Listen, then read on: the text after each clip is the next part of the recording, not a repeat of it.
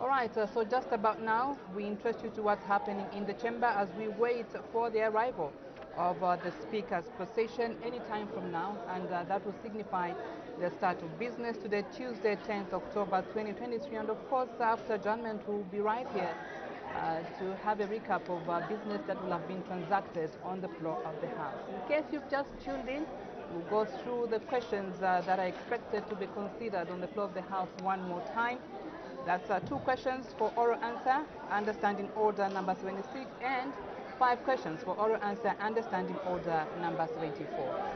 Yes, indeed, and the first question, which falls under standing order 76, is coming from Mr. Mtotwe Kafaya, long-term member of Parliament.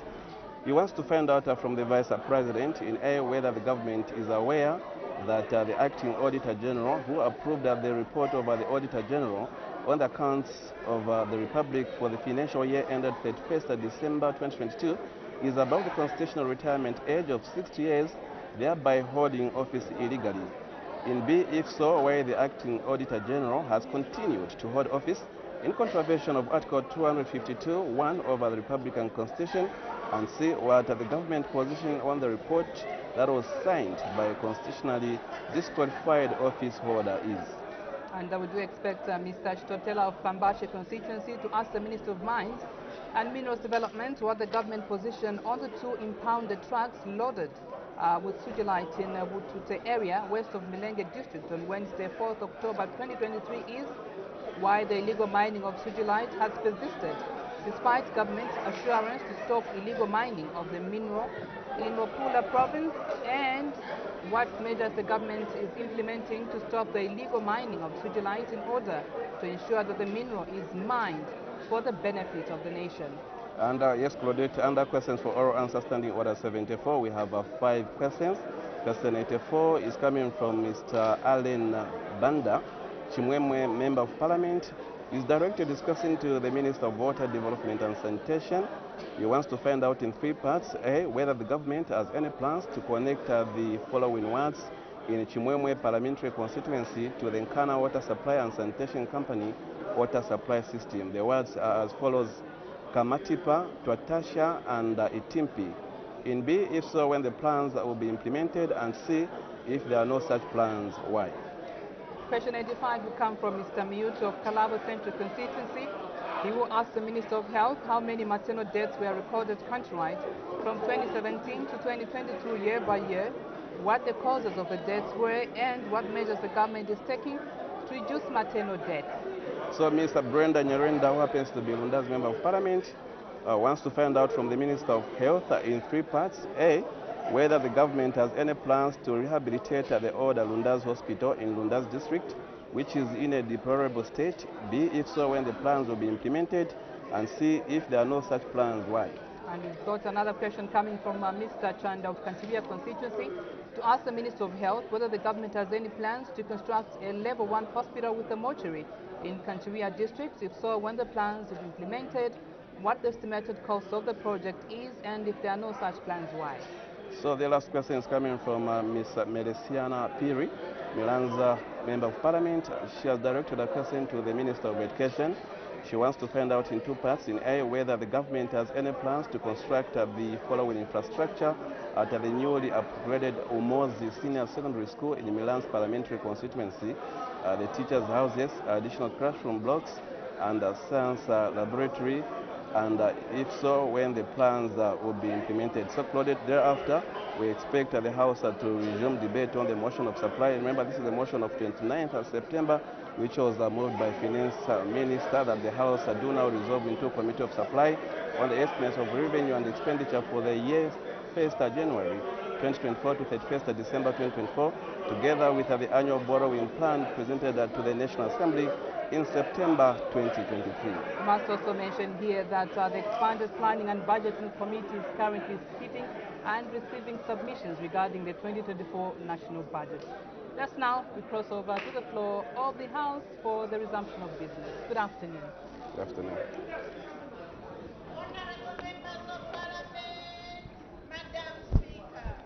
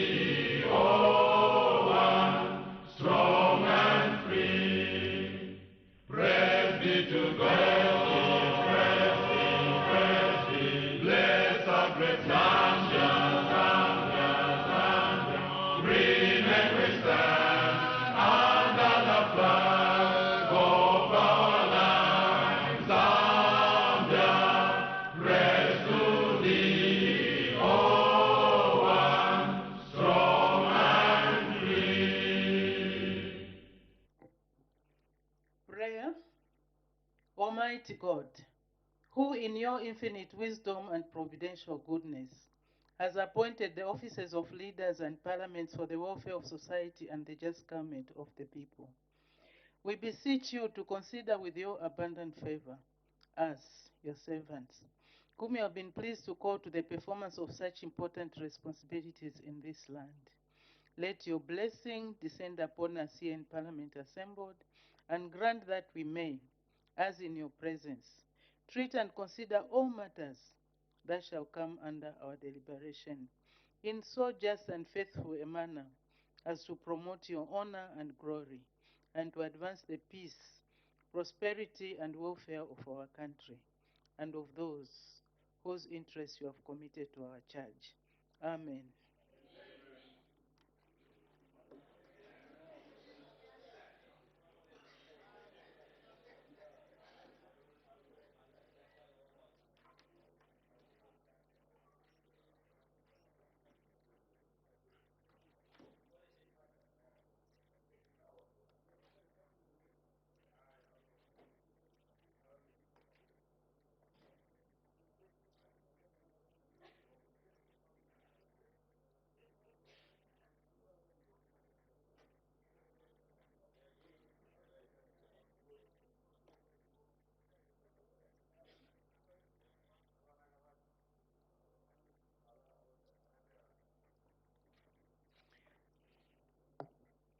Honorable members, I have one announcement to make. The announcement is that I wish to recognize the presence in the public gallery of pupils as well as teachers from Temira Academy in Lusaka West, Chilanga District.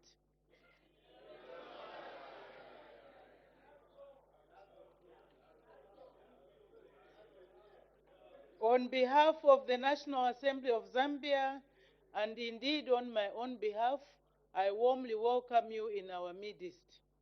Thank you. You may take your seat.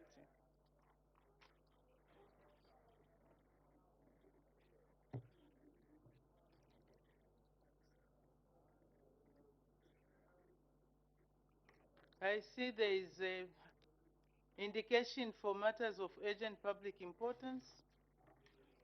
We start with the Honorable Member for Kamfinso. Thank you, Madam Speaker, and allow me to congratulate you on your recent award, which you received while you were on tour of duty. Congratulations, Madam Speaker. Madam Speaker, I wish to raise an urgent matter of public importance directed at our Honor, the Vice President, in her capacity as leader of government business. Madam Vice President, last year, government decided to migrate to the monthly fuel price review. And as a result, Madam Vice President, we now hear that government intends to shift its policy on this particular matter. The public would want to know, Madam Speaker, what is the current position of government on the issue of fuel pricing? Is our Honor the Vice President in order, Madam Speaker, not to come to this August House to inform the public on the policy position on the pricing of fuel in as far as monthly reviews are concerned? I thank you, Madam Speaker. Thank you. As the matter does not qualify to be admitted as a matter of urgent public importance, I will advise the Honorable Member for Kamfisa to put in an urgent question. The Honorable Member for Petauke Central. Thank you, Madam Speaker, for giving the good people of Petauke this opportunity to raise the matter of urgent public importance. And before I go on, let me forsook my comrade from Kamfinsa, Honorable Kangombe, for congratulating you and for putting our parliament on the map. And also, let me wish happy birthday to my comrade, Honorable Binwe Mpundu, for Nkana constituency. Madam Speaker, Honorable the matter member, is directed to... Order, honorable member. There are no comrades here. There are only honorable members. So please refer to them as honorable members or members of parliament for a particular constituency. You may proceed. Thank you, Madam Speaker, for your guidance, and I withdraw that comrade, my Honorable Binwe Mpundu from Nkana constituency. Madam Speaker, the matter is directed to the Minister of Water. Madam Speaker, at the University of Zambia, there is very poor sanitation. And the University of Zambia, Madam Speaker, that's where all the students, all the pupils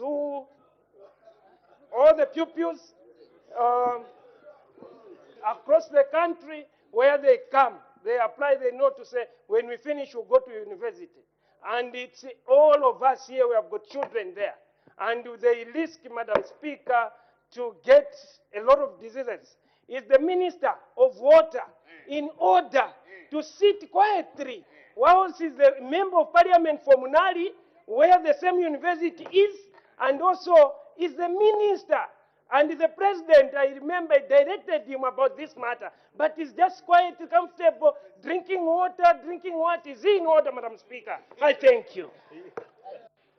Thank you. Honorable Member of Parliament for Petauke, they are not pupils, they are students.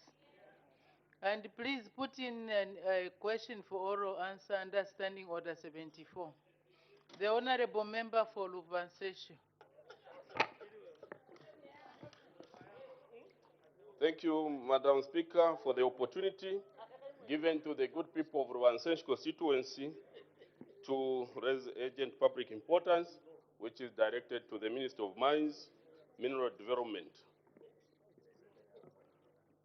Madam Speaker, as you may be wish to know that the President of the Republic of Zambia, Mr. Hakainde Hichilema, has managed to bring back Vendetta into operations.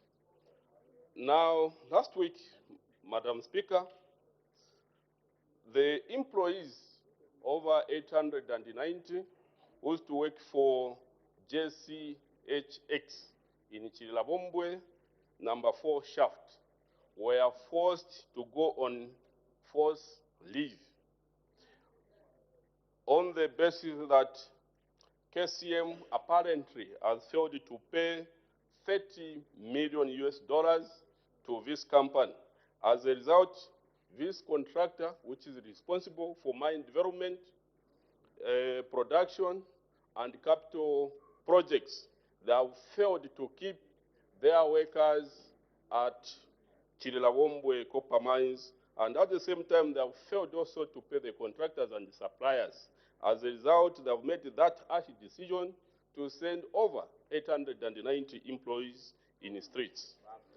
Now, the question that we would like to find out from the Minister of Mines, what measures that the government is putting in place to ensure that these employees are back to the mines. Therefore, is in order for the Minister of Mines to sit well dressed there, not addressing the members of parliament and the general public about what action they are going to take to make sure that these 890 employees are back to the workplace. I submit, Madam Speaker. Thank you, Honorable Member for Luvanseshi. Clearly, that question does not rise as a matter of urgent public importance. So you are advised to put in an ordinary question, then the Honorable Minister will be able to address your concerns. The Honorable Member for Zambezi East. Madam Speaker, I thank you for the opportunity you've given us to raise this matter of urgent public importance. Madam Speaker, allow me to give a background to this issue before I actually state the substantive issue at hand. On the floor of this House, I rose in a similar fashion on a matter of urgent public importance concerning the Zambezi District Hospital. You rightly ruled and requested that the Minister of Health comes to the House with a ministerial statement. And she came back to this House with a ministerial statement, in which statement a government assurance was given, indicating that a new Zambezi District Hospital was going to be built. Following a follow-up question raised by the Honorable Member for Solwezi East, Honorable Gachakwe, to find out as into when the foundation stone of that building was going to be laid, the Honorable Minister gave another assurance that this foundation stone was going to be laid in the first quarter of 2024. And this was sometime last year. The reason why I'm rising on this matter of urgent public importance is that this did not happen. When time still ticked, I rose on another matter of urgent public importance. And you rightfully ruled and indicated that I needed to push in a question for an urgent answer. I went to journals and wrote a question for an urgent answer. Instead, I received a reply from the clerk's office denying me the opportunity. Order, Honorable Member for Zambezi East. Now you are bringing in matters that touch on administration. So if that is administrative, there are other ways of dealing with such, but not as a matter of urgent public importance. If you are not satisfied in the manner in which your question was handled, there are other avenues you could have come to see the clerk or to my office. Madam So Speaker. please, we have order of proceedings which we have to comply with and in time. So please, if you could quickly raise that matter. Madam Speaker, in the response given by the Honorable Minister, she once mentioned that you are indicating as if this hospital will be collapsing tomorrow. Yesterday, as we speak, Zambezi District Hospital has collapsed. The roof blown off, the library, all reagents, medicines, and so on, soaked in rains, the maternity wing blown off, theater blown off, walls cracked, and the hospital, we have now reached where I feared would reach. And that's the reason why I'm rising on this matter of urgent public importance. In Lunda, Madam Speaker, we have a proverb which says, Mukwenu mukudani ndikanoka, amutalila kukubaba. Meaning, a person whom you are going to eat with a snake, you will see him when you are actually roasting the snake. When you are roasting the snake, your friend is spitting. Just know that we are not eating together this snake. I've come here with this matter. There has been all semantics to try and make sure that I explain about this hospital situation. But you see, there has not been any will to eat this snake with me. So this is where the situation is. This is where the situation is. Madam Speaker, I want to convey this now to our honor, the Vice President, since the substantive minister is not here. I'm reliably informed that she has a bereavement, and I wish to convey my condolences. The matter of Zambezi District Hospital is now a serious matter. It needs urgent attention. I need your serious ruling, Madam Speaker. I thank you. When you start talking about snakes, then it becomes more complicated.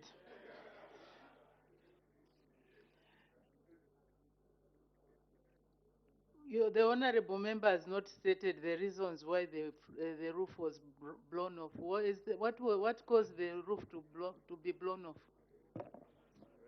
Madam Speaker, there was a storm, and the building is as old as it was built in 1939.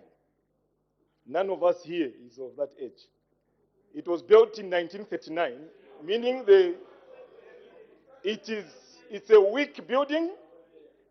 and it is very cracked, so it actually succumbed to a strong wind, and that's how the roofs were blown off, and the walls cracked even further, Madam Speaker.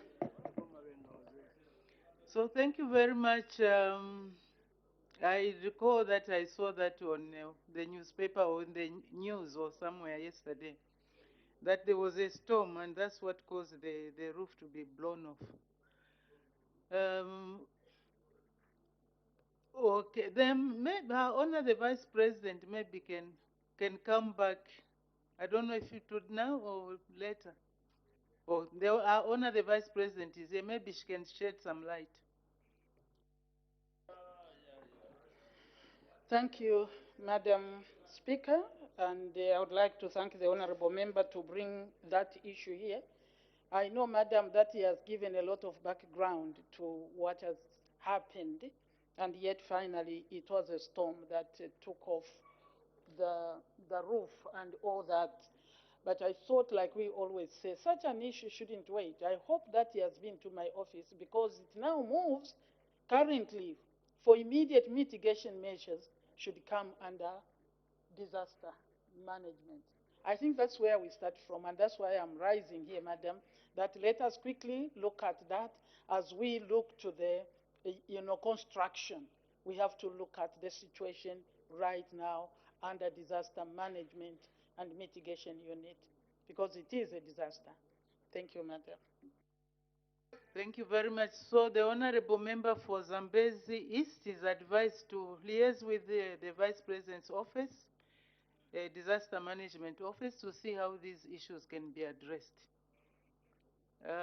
Thank you very much. The Honorable Member for Honorable Members, I think so many people have since indicated. You had not indicated by the time I was looking at. Oh. Okay, since we have that practice, the Honorable Member for Mukushino, I will only allow very few questions because we have core business we need to attend to. With me, Madam Speaker, it's not actually a follow-up question. I had indicated to rise on the matter of. Okay, before the Honorable Member for Mukushi North comes with the last matter of urgent public importance, we will allow a few questions to Her Honor the Vice President. Honorable Member for Chitambo, I'll just take 3. Madam Speaker, I'm so grateful that I've been given this chance to ask a question on this matter. Madam Speaker, a lot of issues here are happening, and most of the time we are sweeping these issues under the carpet. And a similar issue is this one, and I know another one will come very soon from Chitambo, and where there is a government assurance, Madam Speaker. Madam Speaker, it will be very important if the executive is taking the matters that we are bringing on the floor of the House very seriously, because it's affecting the people of Zambia. Madam Speaker, my question is, Her Honor has said this is now a matter which she has considered to be a disaster. Her Honor the Vice President, why are we being reactive and not proactive? I thank you, Madam Speaker. Her Honor the Vice President. Thank you, Madam, and I thank the Honorable Member for Chitambo for that question, where the question he poses is that we are being reactive and not proactive.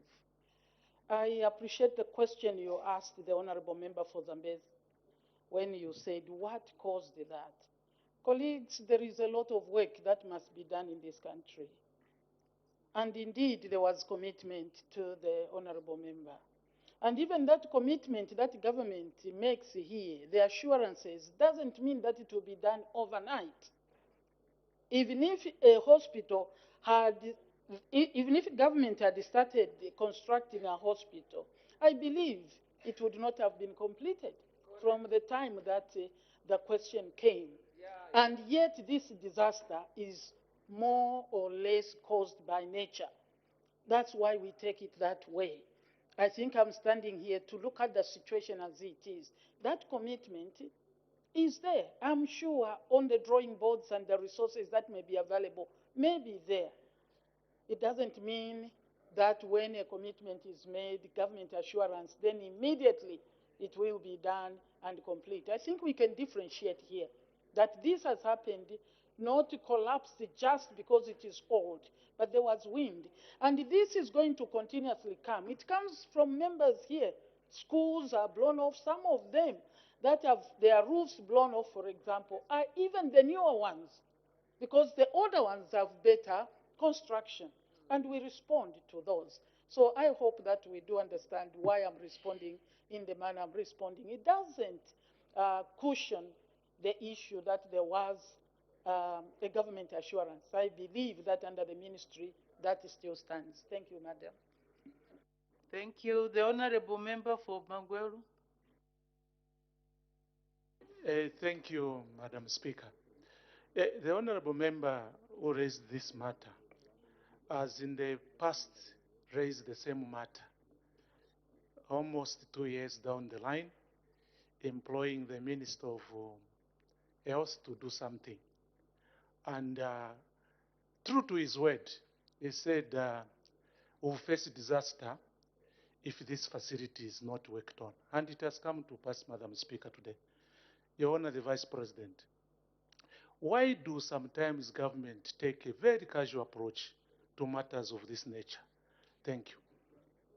Honorable members, as we ask, let's not turn this session into Vice President's question time. Take advantage of this window. Honor the Vice President. Thank you, Madam Speaker, and I would like to thank the Honorable Member for Bangweulu. Really, Madam, I think I've responded to this kind of questioning. You can't say we are taking a casual approach. No, we responded to many issues of this nature, really. Let us say this is a hospital, according to the Honorable Member, which was built in 1939. Surely it is supposed to have been replaced even a long time ago. And I don't even like to name governments because it could have been done indeed even in the previous. The urgency of the matter is not just about 2 years ago, but government has a program, and I can still assure the minister that that will be done. Immediately it was brought. Yeah. Honorable members, Honor the Vice President is answering questions, but we are busy talking, laughing as we please. Please, let's observe discipline and decorum in the House. May Her Honor continue. Thank you, Madam Speaker. Really, there is nothing casual about it. No government should be casual about the lives of people. It is a reality that government has to plan. When something comes, you plan. It doesn't have to happen under a disaster. This is now a disaster, but it doesn't mean that it's casual. Wherever we come from, we have a lot of infrastructure, Madam, that needed to have been replaced maybe 5 years ago. We are still struggling. It's not that the government didn't know. They knew. It's not being casual. Don't take advantage because you are sitting on the other side. We are going to work on that. And now it's a disaster. We will respond like to any disaster. Thank you, Madam. Thank you very much. I had said I will allow 3 questions. The one who was supposed to ask a question now I have to skip because the Honorable Member for Zambezi East has indicated. The Honorable Member for Zambezi East. Madam Speaker, I thank you for the opportunity. Your Honor, the Vice President, I appreciate the responses that you have given so far. However, I would like to find out from you, because following my raising this matter with the Minister of Health, she indicated that if remedial measures have to be done, she was going to request her officers to come up with a budget. And she did just that. BOQs were done with my support, of course, starting from Zambezi District Hospital, and sent through the hierarchy of authority. I would like to find out from you, Your Honor, the Vice President, what happened to the remedial measures that were supposed to be done which were well provided for in this year's budget. I thank you, Madam Speaker. Before Her Honor comes to answer that question, Honorable Member for Chinsali, what's the point of order? Madam Speaker, I raise on a point of order on the Deputy Speaker who is sleeping in the House. And it is true. Look, there. Look. Honorable members, please, let's learn to observe decorum. Is that a point of order that He's not you observing could raise? decorum, Madam Speaker. It's not admitted.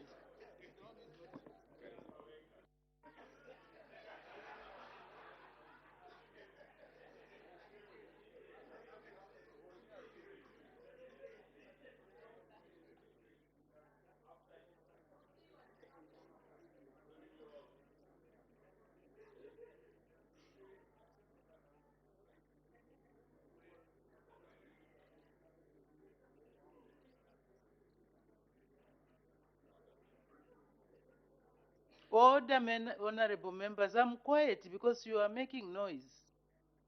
You are busy chatting and exchanging notes and laughing loudly for that matter. Her Honor the Vice President.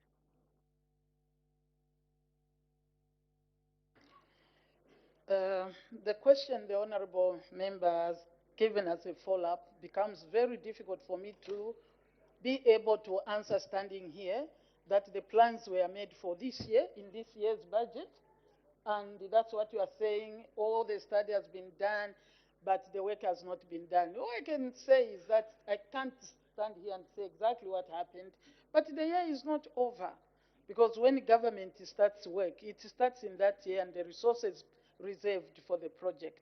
But I can't answer because I've not looked at that and what exactly happened. The money may still be there because we are still in 2023 budget. Thank you, Madam. Thank you very much. As earlier indicated, Honorable Member for Zambezi East, please do engage the Vice President's office. Can we proceed? The Honorable Member for Mukushi South. Is it North? North. Thank you very much, Madam Speaker. My matter of urgent public importance is actually directed to the Minister of Agriculture. Madam Speaker, the hunger situation in our constituency is actually alarming now. I think adding up with our colleagues from Mukushi South, we have in the past where FRA could actually offload maize as community sales.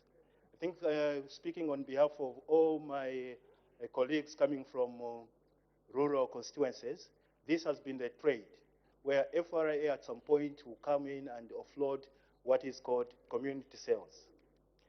Right now, Madam Speaker, the gallon of maize is actually selling at 40 kwacha. And Honorable Member, before we even go that route, this issue, you can take, may you please take your seat? This issue of hunger, no maize, it has been debated in this House, starting from the presidential address to the budget. Please do engage the Honorable Minister, the Honor the Vice President's office for issues of maize, whether it be relief, whether you qualify, then to wait and raise it here, because definitely that will not put food on the table for your member, for your constituents. So please follow up with the Honorable Minister and Her Honor the Vice President. I think that concludes matters of urgent public importance. We make progress. Question for oral answer under Standing Order 76. The Honorable Member for Lunte. Most grateful, Madam Speaker. I'm refreshed to interact with Her Honor, the Vice President, on question number 82. Her Honor, the Vice President. Madam Speaker, Honorable Mtotweka Fuaya, Member of Parliament for Lunte constituency, is asking the Vice President a question in 3 parts. A, whether the government is aware that the Acting Auditor General, who approved the report of the Auditor General on the accounts of the Republic for the financial year ended 31st December 2022, is above the constitutional retirement age of 60 years, thereby holding office illegally. B, he says, if so, why the acting Auditor General has continued to hold office in contravention of Article 252(1) of the Republican Constitution, and C, what the government position on the report that was signed by a constitutionally disqualified office holder is. Madam Speaker, A, the question on whether government knew that the acting Auditor General is above the retirement age of 60 years is immaterial because, I am giving reasons, because he is not the substantive holder of the position. He is acting to ensure that there is no gap in the functions that are supposed to be performed by the Auditor General. Matters relating to eligibility of appointment of persons to specify Order, honorable members, order. Honorable member from Mukana to honorable member for after honorable member for Rundaz. Please, that corner. Can we observe this? There's a lot of talking and laughing there. Please. Take note. Next time, you'll be seeing the door.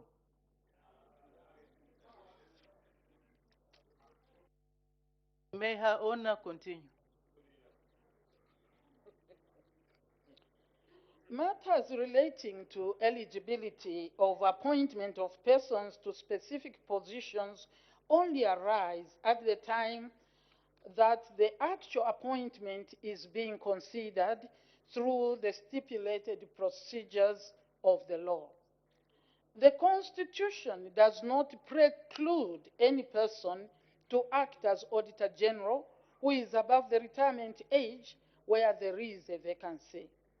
The exclusion in relation to age under Article 252 is tied to a person who has been appointed to hold the office of Auditor General after satisfying the procedural requirements for appointment under Article 249 of the Constitution. It is imperative to note that the acting Auditor General has vast requisite qualifications to act as Auditor General, being an accomplished public sector audit professional, professional accountant, and a public financial management specialist with over 30 years of experience in public financial management gained over time during his service in the Office of the Auditor General, where he rose to the position of acting Auditor General from 2015 to 2018. Madam, in Part B, I'll say, as earlier alluded, the person who has been appointed to perform the functions of Auditor General is only performing those functions in the acting position as to ensure that there is no gap in the functions that are supposed to be performed by the Auditor General.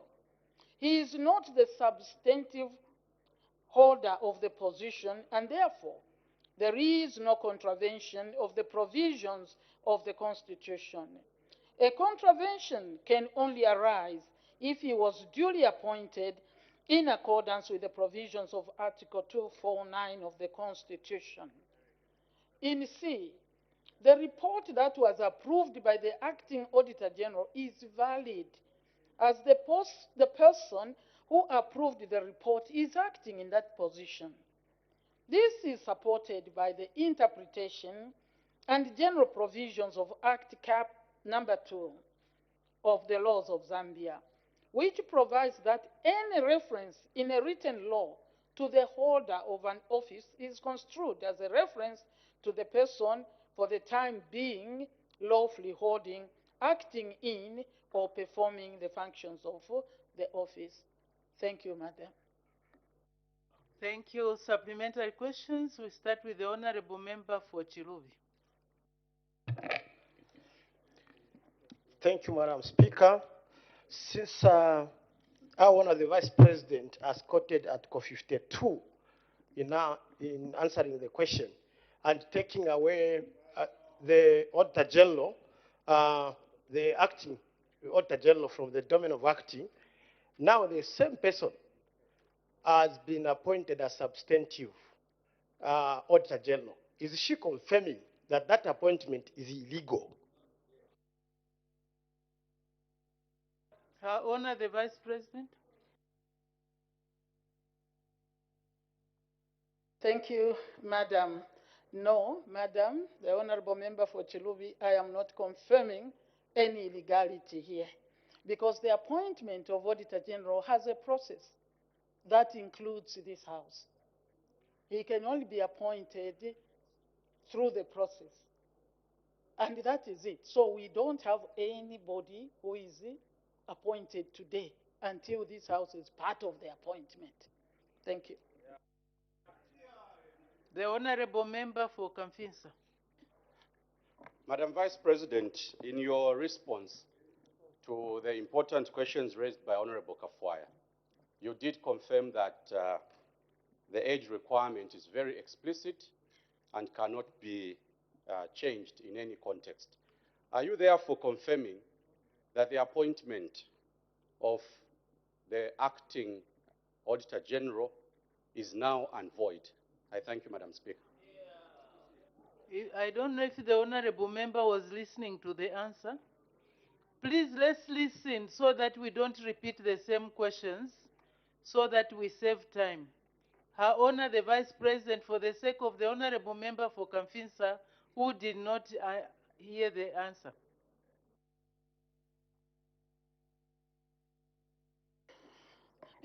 I think I've clearly stated, Madam. Thank you, Honorable Member, to give an opportunity for clarification.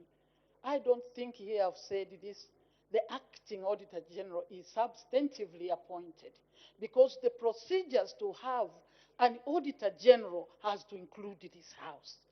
And this House has not been part of, any appointment. So there is literally no one who is sitting in that office as substantive Auditor General. There is an acting Auditor General performing the functions of an Auditor General. Thank you. Thank you. The Honorable Member for Lunte. Madam Speaker, thank you so much.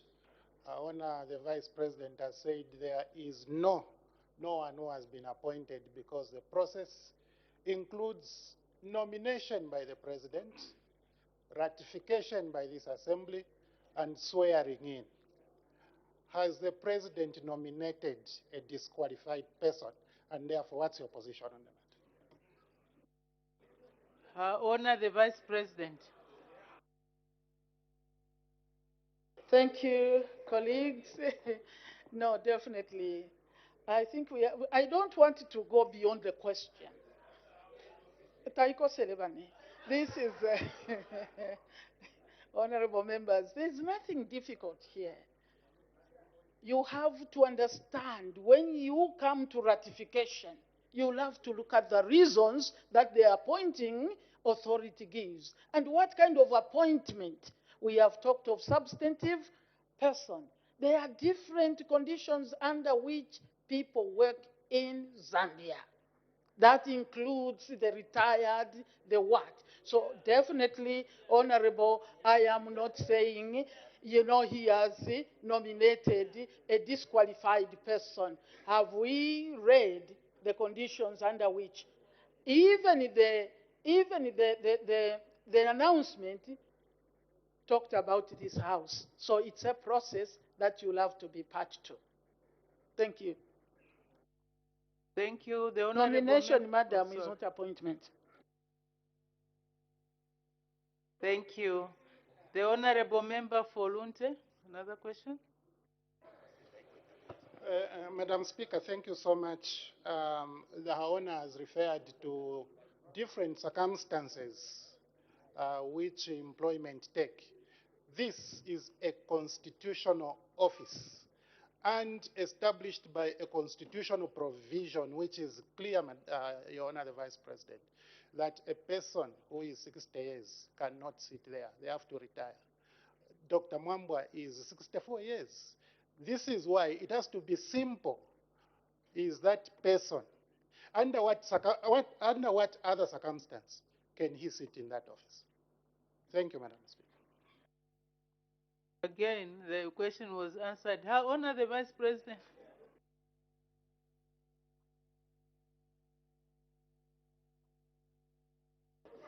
Thank you, Madam Speaker, and I would like to thank the honorable member.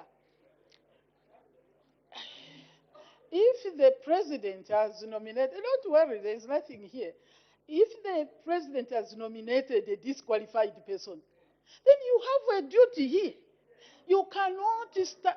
This is no. Listen, you are debating something before its time. Even in court, they will tell you this cannot be dealt with. No, you are part of the process. That's what I've said. You are part of the process. And wait and see. We will argue that point if it reaches here. Then that is when we can argue, is this person eligible or not? But we are debating something which is not before us, madam. Which process is strictly state that it should come under the scrutiny of this house. So why don't we relax? Then you can say, you have brought. But you read somewhere something that is supposed to come to you, you start debating. Is it that we have nothing to talk about? Let us relax. No, colleagues. Let us, if it comes here, I think you'll have all the right to debate. And if it comes here, remember we cannot bring an illegality. We will be very ready to defend them. But today, there is nothing to defend, madam. Thank you.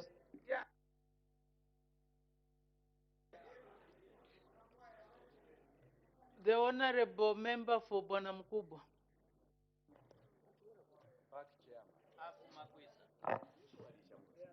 Thank you, Madam Speaker, for allowing me to pose a question and also coming from the Office of the Auditor General. Madam Speaker, Mr. Ron Mwamba is a qualified person. We cannot take that away from him. Again, Mr. Ron Mwamba also helped in the region to set up the Office of the Auditor General in Liberia. But just what I want the Vice President to clarify is a prerequisite. Because 252 says, I think it's clear, there's a process to being appointed. Now the process has started. They need to come for ratification. What does it entail? Because we've got only one person who's been appointed to that effect, looking at the age which has been cited. I thank you, Madam Speaker. The same question asked in a different way. Her Honor the Vice President.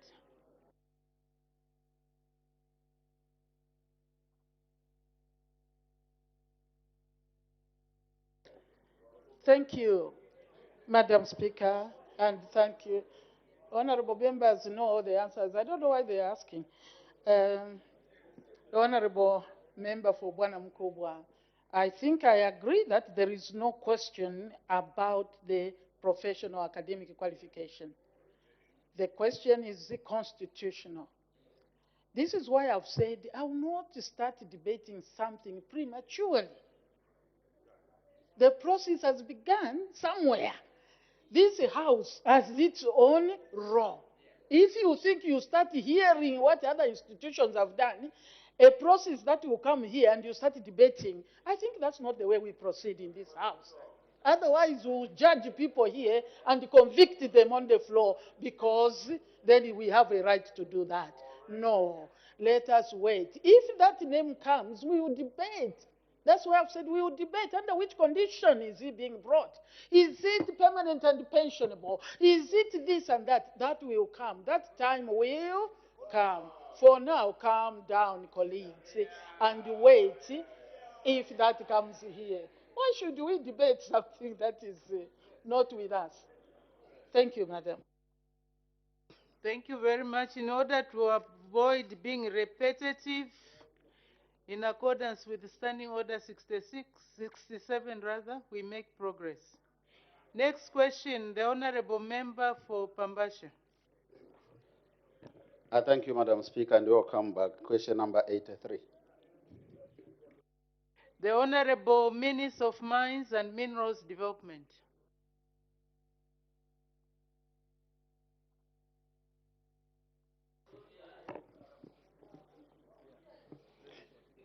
Thank you very much, Madam Speaker. Welcome back and congratulations on your achievement.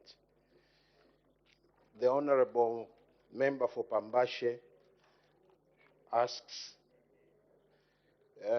question A, what the government's position on the 2 impounded trucks loaded with sugilite in Batute area west of Milenge district on Wednesday, 4th October 2023 is, and B, why the illegal mining of sugilite has persisted despite government assurance to stop illegal mining of the material in Luapula province. C, what measures the government is implementing to stop the illegal mining of sugilite in order to ensure that the mineral is mined for the benefit of the nation. The government's response is as follows. The 2 trucks remain impounded and are under the custody of the Zambia police at Mansa Central Police as investigations are ongoing. B, Madam Speaker, government is implementing various interventions to arrest illegal mining of sugilite in Luapula province. C, the ministry in conjunction with various stakeholders such as the Zambia police and other law enforcement agencies has intensified compliance monitoring and patrols to curb illegal mining of sugilite and other minerals in Luapula province and across the country. In addition, government through my ministry commenced geological mapping on 14th August 2023 to establish the extent of sugilite occurrence in Luapula province, starting with Chembe district, and we are moving to Milenge also to continue with the program. So far, data collection has been undertaken by staff from the Geological Survey Department under the Ministry of Mines and Minerals Development. The reason for this exercise is for government to implement measures aimed at ensuring that sugilite is mined for the benefits of the people of Zambia.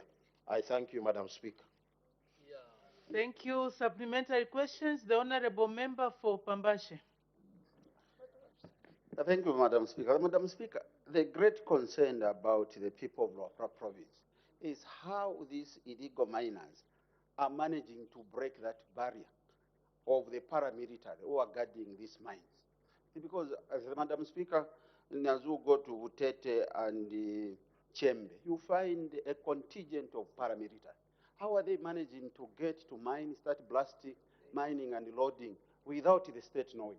I seek the indulgence of the Minister, Madam Speaker. Just for clarity, I thought you said Butete. Is it not Mitete? Butete, that's my name.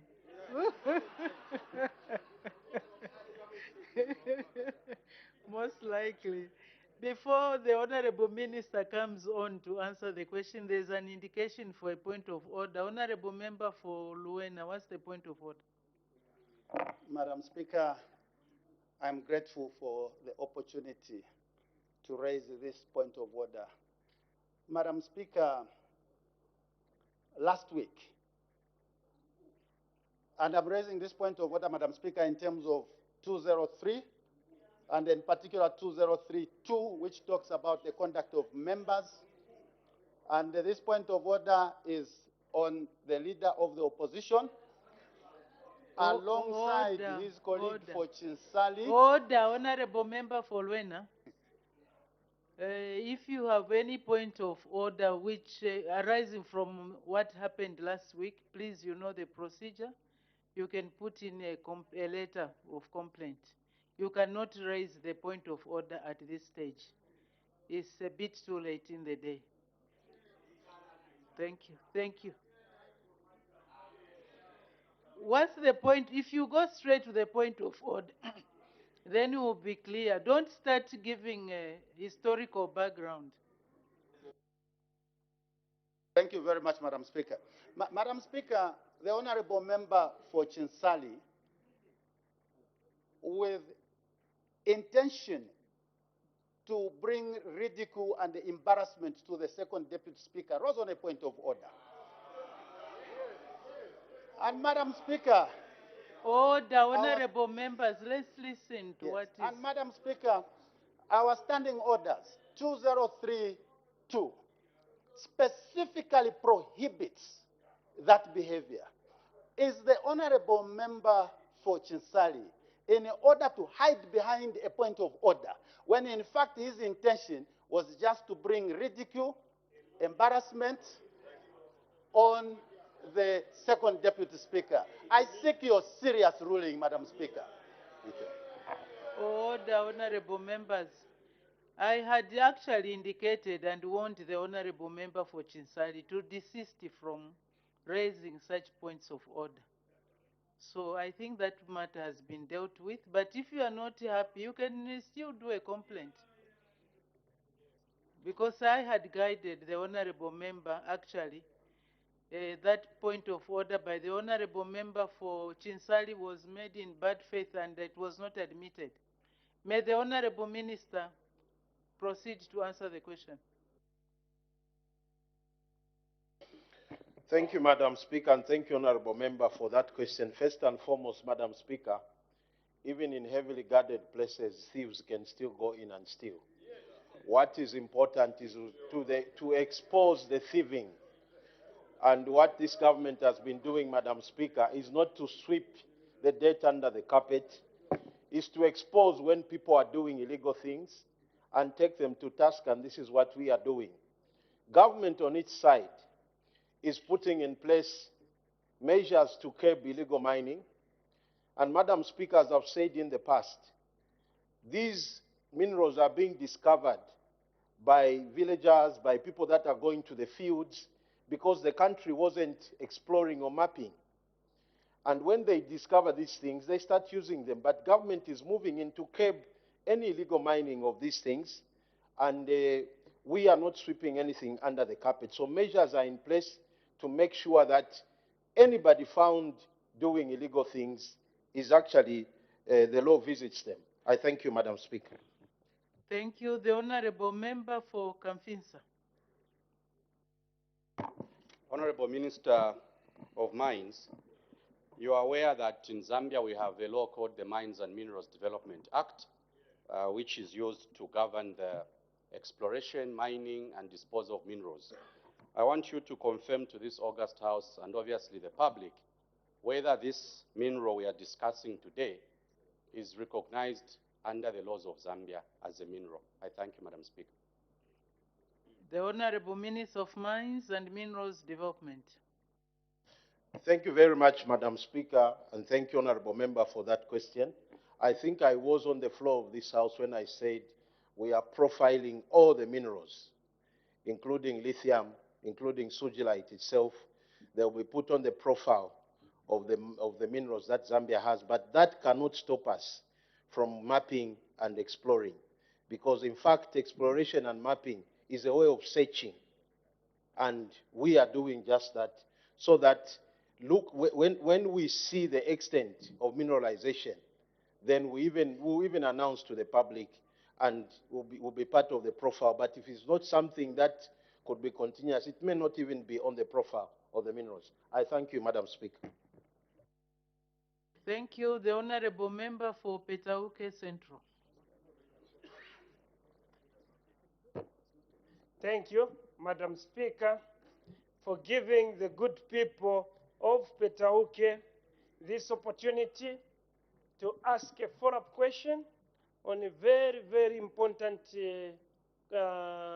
topic, Madam Speaker. Madam Speaker, the question to the Honorable Minister for Mines is, Honorable Minister of Mines, in Milengi, we have got a lot of sugarite. And that sugarite, we know it's just on surface. Can the government move in and mine the sugarite before it's finished by the illegal miners, so that we can stop even borrowing money, so that we can use that money? Thank you. The Honorable Minister of Mines and Minerals Development. Thank you very much, Madam Speaker, and thank you, Honorable Member. That is an important question. Madam Speaker, what we have started doing now is leading to what the Honorable Member is asking about. The reason why we map is because sometimes when you just go on a place and begin to mine, you realize that mining has overburdened. It has topsoil on maybe above the minerals. So sometimes you can create heaps where the very mineral is. Then it becomes more expensive to expose it. So when you map, you will know that the mining, for example, you map this area, the mining will be taking in this area, this way there is no sugilite, then you plan your mine properly. So if you just do it like you are digging anything, actually you may leave more sugilite than you will mine. So it's important that you do that process. It's very, very important to expose where the mineral is and then be able to mine. I thank you, Madam Speaker. Thank you. The Honorable Member for Kantanshi. Thank you very much, Madam Speaker. And let me join many members of Parliament and people out there who have congratulated you for your achievement. Honorable Minister of Mines, you do realize that mining is a backbone of our economy, and all eyes are on the mining sector. And quite clearly, your ministry is not moving fast enough for us to start mining. I heard from one of your responses there, you were saying there are measures that you are going to take, but you didn't actually even go into what those measures are. I would like to find out from you, what is currently happening? Doesn't it worry you as Minister of Mines at a time that this country is looking for revenue and this illegal mining continues? And as you have rightly said, there are serious security barricades there, but these illegal miners are able to penetrate. Now the people are even worried as to whether these trucks are safe when they're impounded. What do you think as a Minister of Mines, and what direction can you give? Thank you. The Honorable Minister of Mines and Minerals Development. Thank you very much, Madam Speaker, and thank you, Honorable Member. If you have been in mining, you will realize that drilling itself has got its own time frame. Mapping itself. In fact, you start with mapping. When you map, I want to report to this House that actually the mapping is done, like for the sugilite in Mwombe. The mapping is done, and they are now going into drilling. So if you have been in mining business, you understand that there are certain things that you have to do. Whether you like it or not, it has to take a certain period of time for it to be done. Like for drilling, you have to drill for a certain period. I'll give you an example of the mine that we are opening in Kobod, in Mingomba, in Chililabombwe. So far, we have 5 drill rigs on it. just to drill one hole, it's taking a certain number of days. You cannot do anything about it. It has to take that period of time according to the technology that is there. So, much as we would want to mine tomorrow, but we must allow these processes to run. Like when you are mapping, you cannot map in 1 minute. It will give you a certain number of hours per day that you can do in order to finish the mapping. So when we all realize that Zambia is endowed with a lot of resources. And one thing, Madam Speaker, that we must accept is that we are late, but better late than never. We should have been doing exploration. We should have been doing mapping. If we did it a long time ago, we couldn't have had a scenario where just people walking the streets and digging Kandolo are discovering minerals on our behalf, the gold, the sugilite. It's because we are not exploring. We are late. But we are not saying we'll bury our heads in the sand and wait. We will still do it. We will still do the mapping. We are trying to accelerate as much as we can to make sure that the country begins to have access to this resource. And Madam Speaker, if we don't do these things in an organized way, crooks will benefit out of it. But if we do it in an organized way, then the country will see benefit. It may take a little bit of time, yes, because we have to do the science around the mining that we want to do. I thank you, Madam Speaker. Thank you. The Honorable Member for Pambashi. I'm grateful, Madam Speaker. Let me give the background to the question. I hope my brother, the Minister for Mines Minister, I want you to explain calmly to the people of Waplo. Very, very, very excited. I think the anxiety is very high that the Minister for Green Economy will bear this for me. Minister, the concentration of government is at Mwombe, in Chembe, and then you want to move to Milenge. But the flow of manganese and sugilite starts from Mansa, Chembe, Milenge, Chifunaburi, Chipiri, Samfia, Pambashi and Kawambwa, and the Bad constituents and the Gurupososhi district in the northern province. The pain by the chiefs who are even right now, if you check on the Wapla platform, they are calling for federal government that maybe we start managing our own things. Is the rate at which the government is taking and illegal mining is taking place. Indians, Chinese, whites. If you go to ProFlight, every day the flight is full into Mansa. And people are getting agitated and said, what is happening?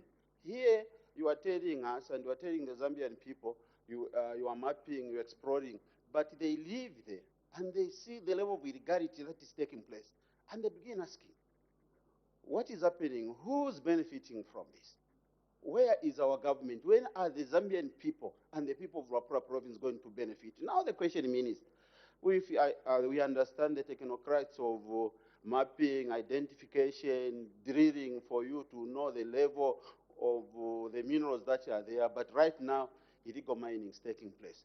What are we going to do to assure the people of Wapra province of their inherent benefit and the Zambian people? I thank you, Madam Speaker. The Honorable Minister of Mines and Minerals Development. Thank you very much, Honorable Member. Madam Speaker, I want to assure the people of Luapula province that this government is in the process of making you benefit from your resources. One of the ways it has shown this is, number one, for the first time there is mapping of sugilite. That is an intention. Number two, we are arresting whoever will catch. Like I said, Madam Speaker, even when you put in place measures, even at big mines, which are already established, where there are mine police, there will still be people that will misbehave. It's nature. It's part of life. But what is important is to show that you are working on it as a government. And the step has been shown. We are in Luapula province right now. It does not mean that we'll end at Mwombe and Milenge. We are going to do the whole country. You've seen from the budget, which if approved by this parliament, from 8 million kwacha in the previous years, mapping has been given 160 million kwacha. That is an intention by this government. It's because we want to map the whole country, including all the areas that you are talking about. Yes, we need to move fast. Part of the reasons that the ministry is sometimes, not reaching its target in time is being understaffed. And that's why we are bringing the Minerals Commission, which will be a regulator and help us in terms of wanting to spread across the whole country. This country is mineralized. We are basically all of us sitting on minerals. And that as a ministry, we realize it is the reason we have pushed that we be given enhanced resources in terms of exploration and mapping. We'll soon be announcing to the country the mapping program that will start for the whole country, including Luapula province. A lot of private sector institutions have come on board to partner with government, but we want to do it correctly. I thank you, Madam Speaker. Thank you. Thank you. I will allow the honorable members from Luapula. The honorable member for Bahati. Thank you so much, Madam Speaker. Minister, now that you've confirmed that there's illegal mining of sugilite going on in Mansa district, Madam Speaker, we're just hearing of those that are using trucks. They're the ones that are being arrested. But there are those that are mining in small portions, those that are using wheelbarrows, those are just getting away with our precious stone. And Madam Speaker, it's possible that these criminals from a named political party may be conniving with the police to steal our sugilite. So I just want to find out from the minister, have you put officers at strategic entry points like the airport and border post to be on the lookout for those who would be smugglers of sugilite? I thank you so much, Madam Speaker. The Honorable Minister of Mines and Minerals Development. Thank you very much, Madam Speaker. I think the reason why people are getting arrested is because security has been enhanced. We must know that for anything to be exposed that people are getting arrested is because we have put these measures in place to make sure that whoever is mining illegally is arrested. I thank you, Madam Speaker. The Honorable Member for Milenge.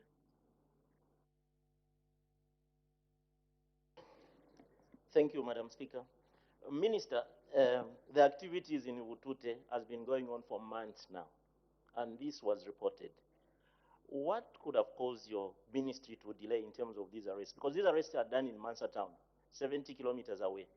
Is there a security lapse, or is this a syndicate of mining, or something just went wrong? What could have exactly happened in Utute? Thank you. Similar question. The Honorable Minister of Mines and Minerals Development. Yes, Madam Speaker, thank you. It's basically a similar question, but I'll say that, well, what could have happened, I may not be privy to that information, but the truth of the matter is government has put in place. You need to appreciate the honorable member. If we are announcing that people are being arrested for this, it means we have nothing to hide. If we had something to hide, you couldn't even have been hearing about it. I can give you several examples of what was happening in the past, and things swept under the carpet. But this government is saying we'll expose. And that's why we are exposing whatever we are exposing. We are not afraid of anything. I thank you, Madam Speaker. Thank you. The Honorable Member for Chembe. Thank you, Madam Speaker. Honorable Minister, the famous Mwombe mine is in my constituency, Chembe. Now, with your planning, when are you making sure that Mwombe mine starts operating and the community start benefiting from that precious mineral? Thank you. The Honorable Minister of Mines and Minerals Development. Thank you, Honorable Member, and thank you, Madam Speaker. Right now, we are just finished mapping on the Mwombe part. Of course, we are moving to map other areas, but Mwombe now is under geophysical investigation. Our officers are there right now. We are targeting by end of October or maybe somewhere mid-November to announce the resource endowment of Mwombe mine and quickly go into a partnership with whoever is there and then begin to mine. I thank you, Madam Speaker. I will allow two more questions. The honorable member for Bangwell is from Luapula, but I believe there is fish industry there. Or have you discovered some sujilites? You may proceed. The sujilite is being stored in the neighborhood, Madam Speaker. Minister, some years ago, I stumbled on the information that exploration countrywide was done in 1919. And by that time, it was established as a fact which minerals were seated where. Seated there where you are, you did inform this House that this is when people are just discovering minerals, but because there was exploration in 1919, okay, in case you are not aware. So, but that was done. Now, my question is, you've informed this House that government will start exploration. And you do know that government, you cannot do exploration when you don't have exploration license in a particular area. So whose exploration license, Minister, are you going to use to do exploration? Because you are confirming a claim here, Minister. Thank you. Thank you. The Honorable Minister of Mines and Minerals Development. Madam Speaker, I want to constrain myself to say some of the things. Thank you, Honorable Member, for that question.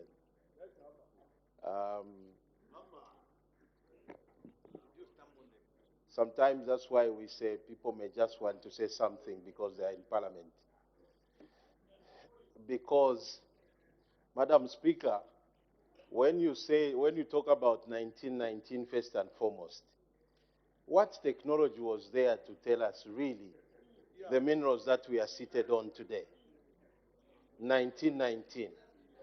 Number two, Madam Speaker, that's why this country couldn't develop. Some of you shouldn't have been leaders.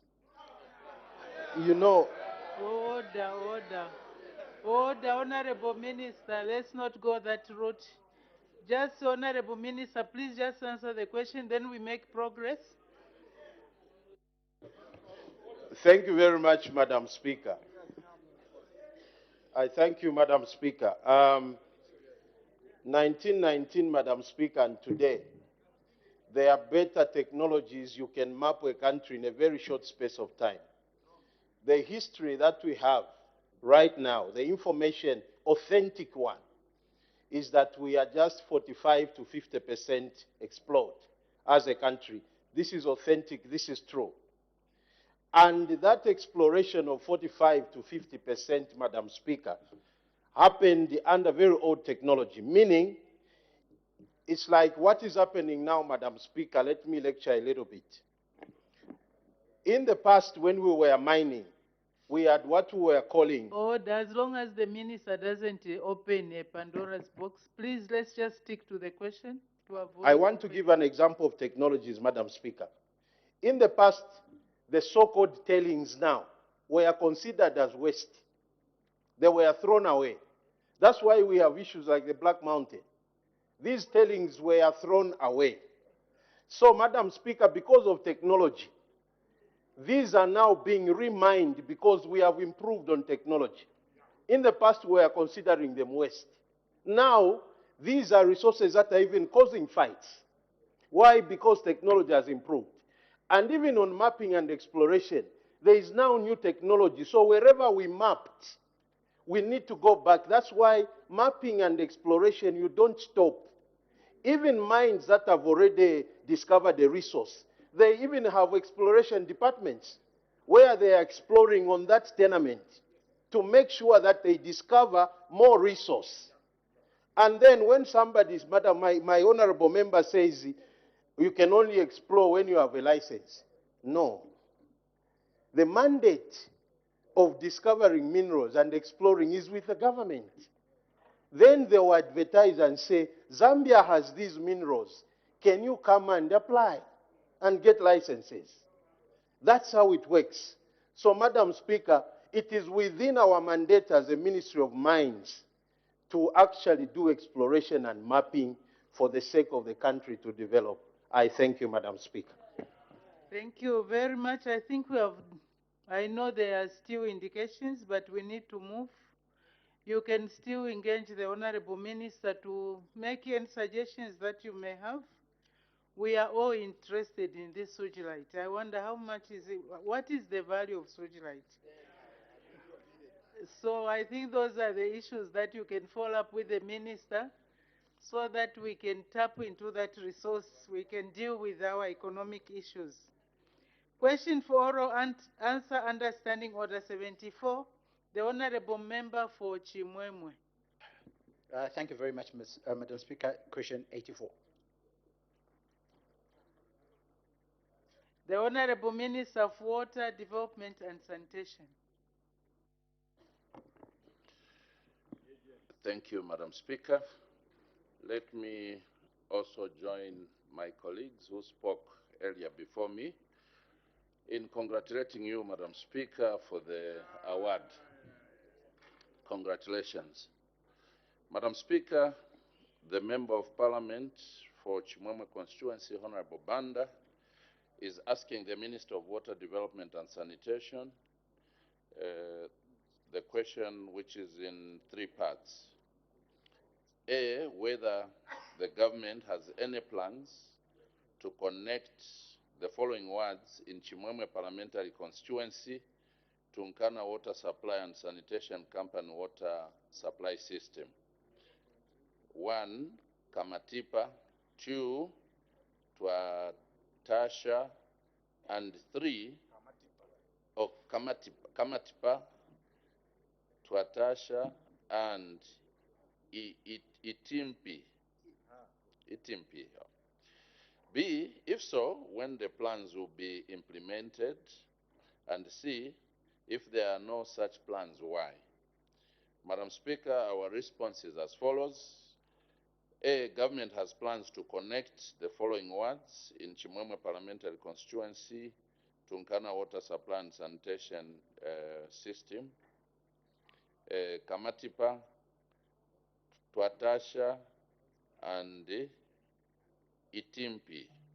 The following measures are currently being undertaken in Chimwemwe parliamentary constituency. 1, under Twatasha, Madam Speaker, part of Twatasha is currently connected to Nkana Water Supply and Sanitation Company system with 695 regular connections. However, Madam Speaker, there are some households which are on irregular, which are irregularly connected to the network, and the others are not yet serviced. Under 2, Madam Speaker, Itimpi is currently connected to the Nkana Water Supply and Sanitation Company water supply system and is being serviced by 5 water kiosks and 168 individual connections. There are a total number of 1,420 households in TP. Number 3, Kamatipa. Madam Speaker, in regards to Kamatipa, I'm glad to report to this August House that the area is currently connected to the Nkana Water Supply and Sanitation Company water supply system and is being serviced by 7 water kiosks. However, there are plans to provide household water connection once expansion works of the Ulangililo water treatment plant are completed under the Nkana Water Supply and Sanitation Phase 2 project. The estimated number of households to be connected, according to a count conducted by Nkana Water Supply and Sanitation Company, is estimated to be at 1,693 beneficiaries. Under B, Madam Speaker, the plans will be implemented from June 2024 to December 2025. Madam Speaker, as alluded to in A above, government plans to connect the following wards in Chimwemwe parliamentary constituency to the Nkana water supply and sanitation water supply system. And the areas are, as mentioned, Kamatipa, Twatasha, and the Itimpi. Madam Speaker, I thank you. Thank you very much. Supplementary questions. The Honorable Member for Chimwemwe. Thank you very much, Madam Speaker. Minister, I'm sure you're aware that in Chimwemwe, even the old areas that are currently connected to Nkana water, for the past 3 months, we had no water. So as a result, Nkana water has been struggling to actually give us a water bowser. But Honorable Minister, that water bowser is not enough. Like this morning, somebody called me that it hadn't even come to Chimwemwe. So as a result, there is a serious critical shortage of water. So what urgent measures do you have that you intend to put in place to at least help us with the water situation? Thank you. The Honorable Minister of Water and Sanitation. Sorry, Madam Speaker, I didn't pick the names that he was mentioning, which he said was not. The Honorable Member for Chimwemwe. Honorable Minister, Chimwemwe Township consists of Buntungwa Ward, Lubuto, Chimwemwe itself. Then we've also got what is termed as Kawama, even the Itimpe that you talked about. These are all areas that were connected long time ago to the main line. However, this time around, we do not have water. Usually we have water maybe for an hour.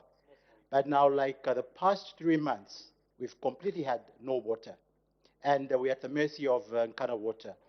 Nkana water is helping us bringing a bowser, but one bowser is not enough because the area is vast. So what measures do you have, like for the meantime, to help us? Thank you. The Honorable Minister of Water Development and Sanitation. Thank you. It's clear now, Madam Speaker.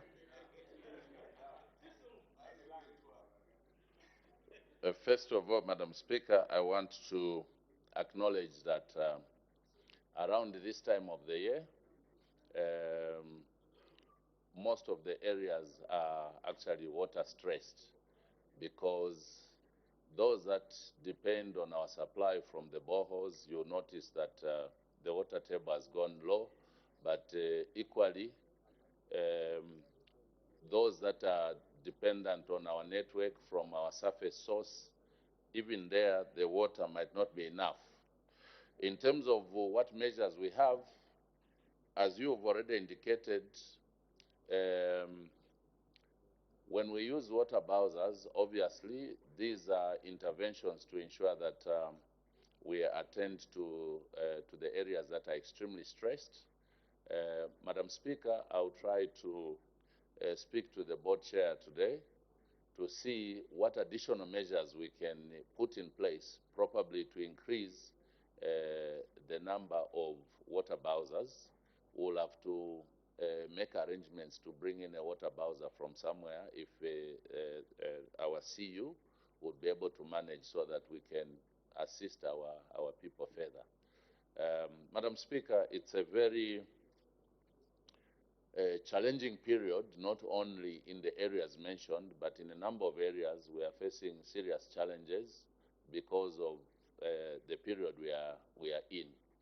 And this is why I'm grateful to you, Madam Speaker, that you've been also spearheading the measures of planting trees. And I think that all of us must work together to ensure that we attend to the challenges that are before us in terms of climate change.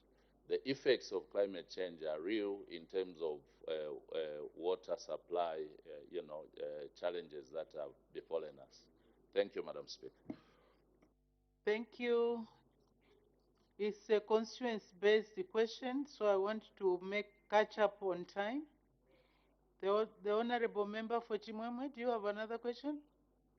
Honorable Member for Nkana will be the last. Thank you, Madam Speaker. Madam Speaker, perhaps we are even underestimating the challenge of water in Kitwe and Chimwemwe in particular. When the minister talks about a water bowser, Madam Speaker, as we speak today, almost every part of Kitwe does not have water. That water bowser is being sought for like diamond in the entire Kitwe as we speak. Now, Honorable Minister, issues, yes, we agree. We agree that climate change has brought complications. Kitwe, Madam Speaker, has got a huge river called Kafue passing through. The issue is about getting that water to be supplied into the communities.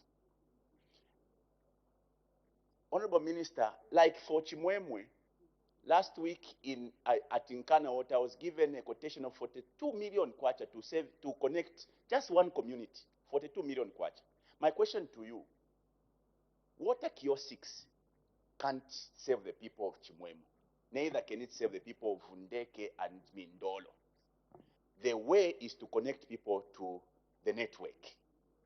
Now, you provided emergency funds in regards to a situation that was in Kwacha. When you came, I accompanied you. You sought for money because it was an emergency situation. This issue of water supply in Chimwemwe is emergency, Madam Speaker. People have been going for months without water.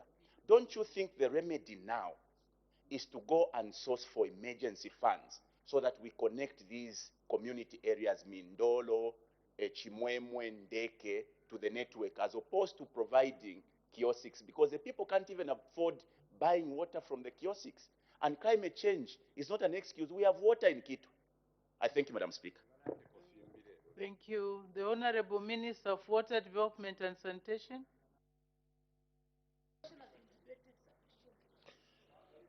Thank you, Madam Speaker. I'm very grateful to the Member of Parliament for Nkana for that very good question. If anything, he was actually helping me to respond. Madam Speaker, these communities we are talking about are quite old communities. And I totally agree with the Member of Parliament that yes, the water bowser, one water bowser will not be enough. I also agree with him that the solution would be to connect these communities to the network, to get water from the source, the river, and treat the water and connect it. Madam Speaker, I sincerely think that these are things that should have been done when my brother was there in that town. But to continue, no, let's be sincere. I want to be sincere. Don't play politics all the time. Madam Speaker, the people don't have water. Oh, the Honorable Member from Nkana, that habit, please, of debating. You cannot debate while you are seated there. Thank you. You've been warned several times. Please do not debate while you are seated and shouting.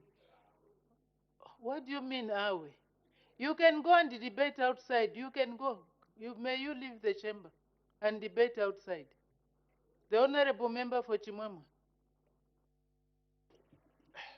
Honorable Minister, thanks for your responses. So when exactly do we expect the second Bowser or third Bowser to be provided? Thank you, Madam Speaker. I was still responding to him, and I still wish to finish. Madam Speaker, it's important that as members of Parliament in this House, we must be sincere. These problems have not started today, and we acknowledge as government that these problems are there. Now, to continue thinking that these problems will be resolved within 1 week, within 2 months, within 1 year, when there have been leaders before that were there, including him who was a DC, what did he do then? Today, you want to belittle. Today, Madam Speaker, they want to belittle the kiosks, and yet these are some of the interventions that we put in densely populated communities, in peri-urban communities, so that at least people must have water to some extent. The government has a responsibility to ensure that our people in the stated constituencies or areas of the constituency should have water. But to think that this must be done right now, like these problems have started now. These problems, Madam Speaker, have been there even 10 years of the time he was a DC and this government was there. Now, Madam Speaker, to answer the question from my dear brother from Chimwemwe, who is sincerely appealing for help for the people, and you can see the sincerity. I want to say that, as I promised you, I will discuss this issue with the CU, the commercial utility leadership, to see what can be done in addition to the Bowser, which is already there. So we will try to discuss that, and we can discuss further sometime tomorrow. I'll have some feedback in terms of what can be done. But also to say that, to repeat what I said, that we must try to prioritize CDF to work with us. There are some challenges that I know the MP Fonkana we have discussed, and there have been challenges. We are trying to unlock those challenges on how CDF can be applied working together with the CUs. So I thought I should say that. Thank you, Madam Speaker. Thank you. The Honorable Member for Shuangan, do you want to raise a point of order? What's the point of order? Thank you so much, Madam Speaker. Rising on a very serious point of order. Pursuant to Standing Order 65B. Madam Speaker, the Honorable Minister of Water, who is responding to the concerns of our people in Chimwemwe of Kitwe District,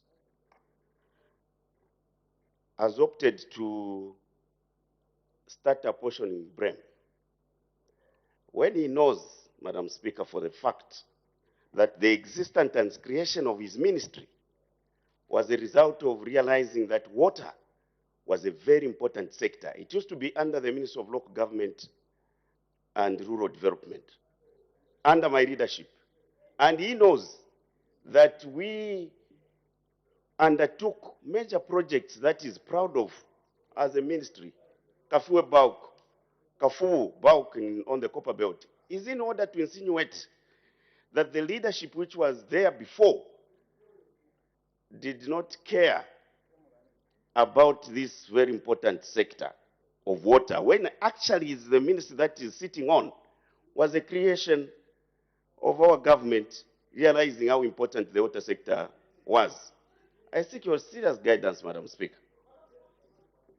Thank you very much. The point of order has sufficiently been debated, responding to the Honorable Minister and giving justification why the ministry was created. I think what the people want is the results. And the results don't happen within a day. So let's make progress, remain to work together for the benefit of the people. We make progress. The next question, the Honorable Member for Kalabo Central. Thank you, Madam Speaker. Madam Speaker, this is one of the worst questions ever since I came here. I've never raised such a question like this one. And I would say, may the souls of the lost mothers rest in peace. Question number 85. The Honorable Acting Minister of Health.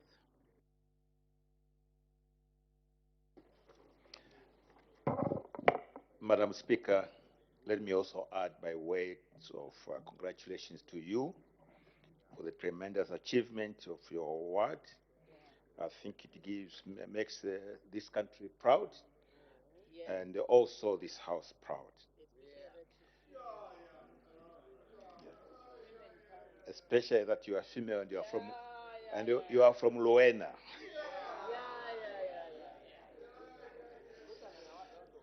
Madam Speaker, the Honorable Member for Kalabo Central, Honorable Miyutu, is asking the Minister of Health the following questions. How many maternal deaths were recorded countrywide from 2017 to 2022 year by year? B, what the causes of the death were, and C, what measures the government is taking to reduce maternal death. Madam Speaker, this is a very serious question, and to give it the due justice, I'll take a bit of time to answer it, because it affects everyone in this House and throughout the country. Our response is as follows, Madam Speaker. But based on the maternal perinatal death surveillance and response system, the following are the absolute numbers year by year. These are maternal deaths. 2017, the country recorded 809. 2018 recorded 787, and 2019, 726, 2020, 757, and 2021, 696, and 2022, 734. Answer to question B. The causes of the maternal death included 1, hemorrhage, that is bleeding, which is actually the leading cause. Number 2, indirect causes such as malaria, HIV/AIDS, heart diseases, anemia, pulmonary edema, and pulmonary embolism. Number 3, hypertensive disorders. Number 4, pregnancy-related infections. And number 5, abortions. Madam Speaker, government has put in place various measures to ensure that no woman, that is the answer to question C, that no woman dies while giving life, that is giving birth to life. These measures include, among others, capacity building of healthcare providers in emergency obstetric and newborn care. 2, mentorship of healthcare providers and community health assistants, community-based volunteers on maternal health services. Number 3, strengthened maternal health care supervision at all levels. 4, integration of reproductive HIV and the gender-based violence health service. Madam Speaker, this is a model that is made to reduce the number of times women have to visit facilities to access the services. For example, a woman that has come to access family planning services can also have access to HIV testing and the GBV services on one visit. This provides the woman with comprehensive maternal health services. It also reduces the traveling time. Number 5, strengthened referral through procurement of more ambulances. 6, improving quality of maternal and newborn health services through procurement of equipment. For example, ultrasound machines and the 18 infant incubators, that is 80. Number 7, increase in the number of skilled providers, which include midwives and public health nurses.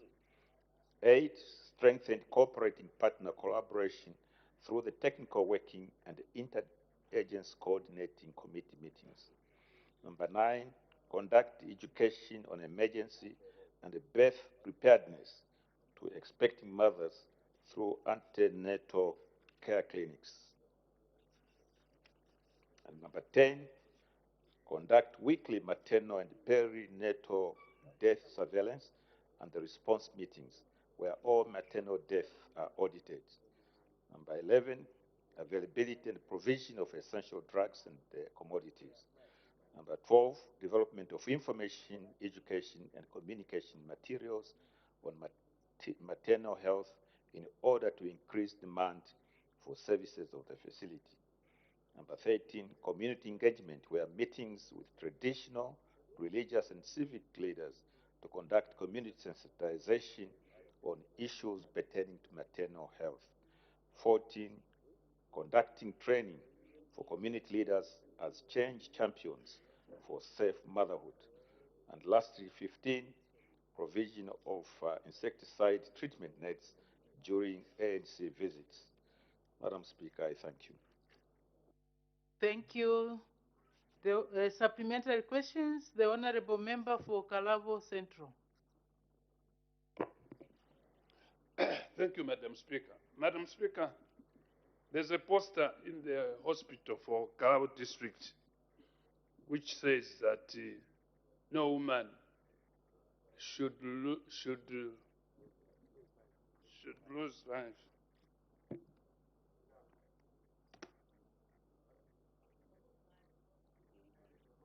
That no woman should die while giving life. This poster, Madam Speaker, has been there. It's just placed by the door of Maternal. Whilst this poster is there, mothers are dying in the presence of health workers. Madam Speaker, this is skill the minister is talking about, that to enhance capacity. How can we prove that those health workers are skillful professionals, whilst the numbers you can see are rising? How can we prove that really these workers are skilled? It has become almost like weekly or monthly that we lose these mothers. Thank you, Madam Speaker. The Honorable Acting Minister of Health. Well, thank you, Madam Speaker. Let me make it very clear, Madam Speaker, that government is equally concerned about women losing their lives whilst giving birth. But to answer specifically to the question raised by the Honorable Member for Kalavo, and I thank him, I think, for his concern. Not many would have raised this question, and for him to raise it means he has given deep thought. His question relates to the skills that women lose their lives when we do have employees who are supposed to have skills. In my answer, Madam Speaker, as to the reasons why we are losing these lives, I gave detailed a number of reasons. And also, I detailed a number of measures being taken by government to mitigate these losses. If you listen to the number of reasons, there are a number of them which the most common is hemorrhage. I think the greatest percentage of women losing their lives during childbirth is due to loss of blood. Among the reasons that, or the mitigating measures that we have talked about, is that of upgrading skills. But let me assure the Honorable Member that in terms of the overall targets, where is it that we want to go as a country? The numbers that I've given year on year, from 800 down to 696, which was in 2021, and up this year to 2022. The view of government is that these numbers are high. We do have targets. If you look at the Vision 2030, there are targets there. We think that the numbers should be below 500 instead of these high figures. And that is why, Madam Speaker, we have taken measures, or in the process of taking measures, to ensure that we fight these causes. For example, where you have malaria, I think we have to make sure that in maternity wards, as far as possible, we prevent the occurrence of malaria. And also to ensure that we sensitize the people. The numbers that I gave, Madam Speaker, where we had come down to in 2021 to 696, was a clear indication that we were heading in the right direction towards the 500 I talked about. In 2022, this number went up to 734. This was as a result of the COVID-19, which was wreaking havoc in the nation and preventing a number of mothers having access to clinics and so on. So yes, he's concerned about skills. That is being addressed to ensure that we have better schools going forward. And that also includes the recruitment that government has sanctioned in terms of health workers. Thank you, Madam Speaker. Thank you very much. Before we proceed, there's an indication for a point of order. Honorable Member for Solwezi East, what's the point of order? Thank you very much, Madam Speaker. Our standing orders number 204 states that a member who breaches a rule of etiquette may be sent out of the House for one sitting day. I thought, Madam Speaker, you had directed Honorable Mpundu to leave the House and debate from outside. Was it on a lighter note or what? I seek your ruling, Madam Speaker. Thank you. I was saying that if he wants to go and debate, he can go and debate outside. So I wasn't very specific with him. But since he has now reformed, he's very quiet. So I exercise my discretion not to push him out. The Honorable Member for Lundazi.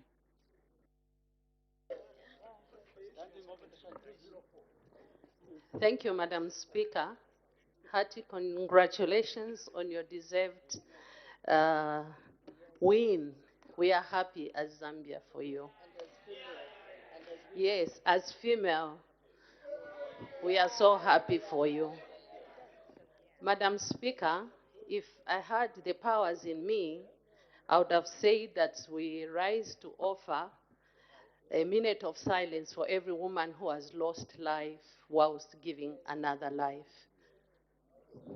The question that I have for you, Honorable Minister, is that one of the reasons which you have given as the cause for women dying whilst in pregnancy is due to hemorrhage, where they lose a lot of blood. Honorable Minister, we have contributed for ambulances in all the constituencies, and some of us, for women to come from far-flung areas, it becomes a challenge. By the time they are arriving at the hospital, they'll be half dead, and it leaves the hospital authorities with less to do to save that life. What is holding the distribution of the ambulances, especially that it was provided for by the Minister of Local Government? I submit. Although that is, I don't know whether it's a matter arising or, I don't know. The Honorable Acting Minister of Health, are you able to tackle that? I would ask that the Honorable Member for Lundazi raises that matter with my colleague in local government. Thank you, Madam Speaker. Thank you. The Honorable Member for Kalabo Central. Thank you, Madam Speaker. I understand the need for ambulances, but for some areas like where we stay, where we have no roads, we only have earth roads of sandy in nature. Is the government having immediate measure of allocating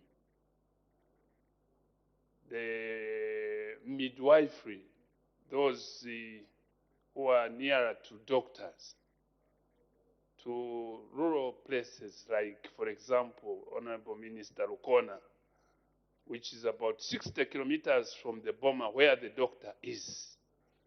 And an ambulance is sent to Rukona back 120 kilometers on sun. Takes 6 hours. Is there any intention of distributing doctors or midwifery who are nearer to doctors to such areas to cover, to stop, to avoid the movement of these long distances by our mothers? Thank you, Madam Speaker. The Honorable Acting Minister of Health. Thank you, Madam Speaker. And fortunately, I think I know the honorable member's constituency because I went to primary school in his constituency. The example of Rukona mission place that he has mentioned, if you go back in history, you'll find that it was adequately, it had adequate staff. Many, when the missionaries were there were people that were capable of handling some of these things. And further on in his constituency, Sihole, which is where I went to primary school, again, there was an adequate health facility with health staff that were able to attend to some of these issues. Madam Speaker, some of these things fell by the wayside as the country developed. And this is why the New Dawn government has recognized that we want to go back to how things ought to be in terms of the provision of health services and where my colleague Minister of Education is involved, provision of education. And that is why the country has spent a lot of money to recruit health staff, both doctors, nurses, clinical staff, and so on. And the President has made it very clear that each health facility must have maternal facilities to ensure that we reduce on the mortality rate of mothers giving birth. So, as we develop this, Honorable Member, it is necessary to engage so that the health facilities that we have in our constituencies, we speak for them so that among the staff that's being recruited, they get their fair share. The Honorable Member is right. His constituency, like many constituencies in Western Province, they are very sandy. The roads are not existing. So really, if we are to save people, it is necessary to provide the services where people live rather than depending on being driven. As he says, it takes hours. Just for information, maternal mortality ratio at the moment is at about 252 deaths per 100,000 live births. The target that we want to get to is 70 for every 100,000 live births. So you can see, to bring down this number from 252 to 70 will take a lot of effort. But the government is up to it. There is a number of other statistics. But suffice to say, we recognize the importance of the question raised by the Honorable Member. And as a ministry, we will continue to engage and work even harder to ensure that these ratios are brought to acceptable levels. Thank you, Madam Speaker. Thank you very much. The Honorable Member for Kabwe Central.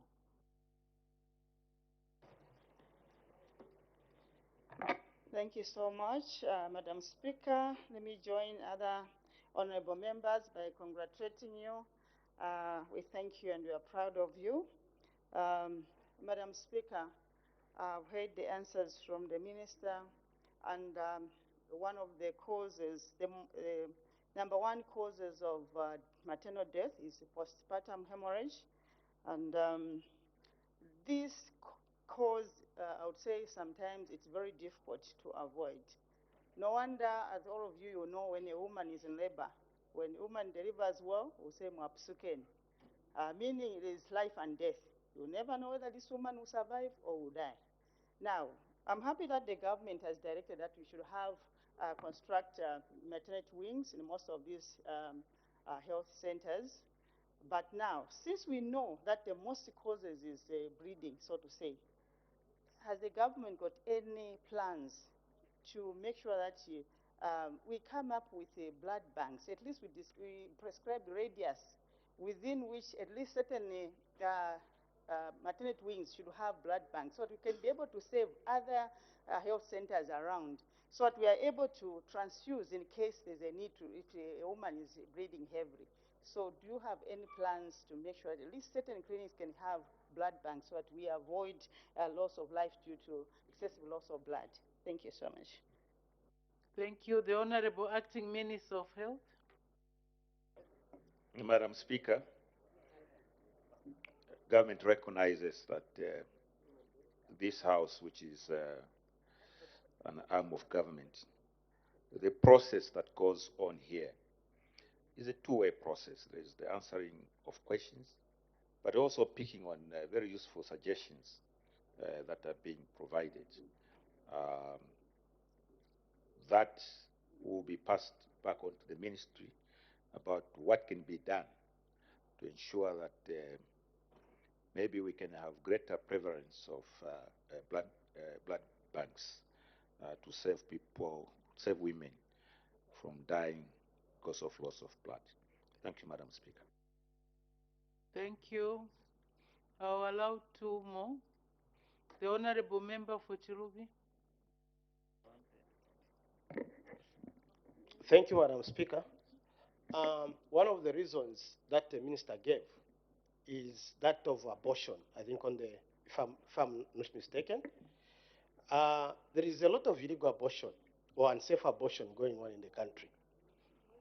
And yet there is a law, I think if I remember very well, Termination of Pregnancy Act, Cap 304, and the Constitution also speaks to that effect, that no one should terminate the life of an unborn child unless they follow the conditions that are in the Termination of Pregnancy Act, which is the principal act for that particular area. What is government doing in harmonizing and making sure that those that are involved in illegal abortion are brought to book? Because some of those abortions that would have pointed out would have come through the window of unsafe abortions. The Honorable Acting Minister of Health. Thank you, Madam Speaker, and I thank the Honourable Member for Chirubi, Honourable Fulbe. The question that he has raised is touching on illegality of the members in this House in congratulating you for winning the Commonwealth Award. May that good omen be contagious to your members in here to get more awards on the international scene, Madam Speaker. I empathize with the Honourable Member of Kalabo, Honourable Miutu. I feel the same. Going to hospitals in our constituencies, seeing our mothers and children in the maternity dying, that's heartbreaking. Honourable Minister, I followed your responses on the measures in place to stop the maternal deaths. You are categorical on the medical measures, psychological measures, but then I was thinking on the emotional measures. Honourable Minister, Acting Minister of Health, Honourable Milupi, what's your government's position on the emotional support on husbands or the owners of the pregnancies being present in the delivery ward? I know in the Western world, in America, it's a requirement. 2 of my children were born there. I was required to be present, and I was present. It's a priceless feeling, and actually offers emotional support to the whole process, both for the mother and the child. What's your government's position? Here you have to beg. They actually chase you away from the delivery ward. what's your government's position on husbands or parents of the child to be born who want to be present during the process of child delivery? Thank you.